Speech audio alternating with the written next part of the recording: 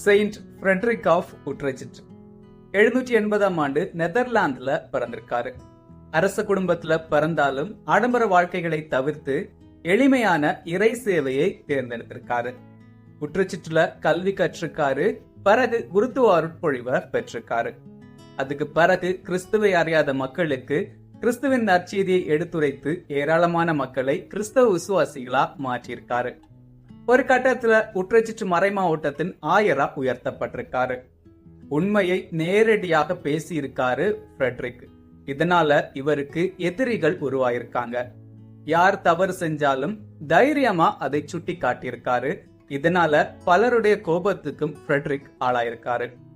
கிபி 838ஆம் ஆண்டு ஜூலை 18ஆம் நாள் ஆலயத்துல திருப்பலியை முடித்துவிட்டு வெளியே வரப்போ 2 பேரால கத்தியால் குத்தி கொலை செய்யப்பட்டிருக்காரு ஃப்ரெட்ரிக்.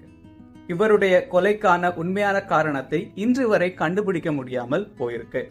ஆனா பின்னாளில் எழுதப்பட்ட இவருடைய வரலாற்றில் பேரரசி ஜூடித்தின் ஒழுக்கமற்ற வாழ்க்கையை இவர் கண்டித்ததால் தான் இந்த சதி நடந்ததா எழுதப்பட்டிருக்கு.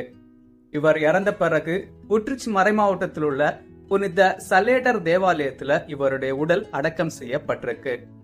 காது கேளாதவர்களின் பாதுகாவலரா புனித ஃப்ரெட்ரிக் ஆஃப் உட்ரெச்சிட் இருக்கிறதா நம்பப்படுது. ஜூலை 18 saint Frederick of Utrecht feast day.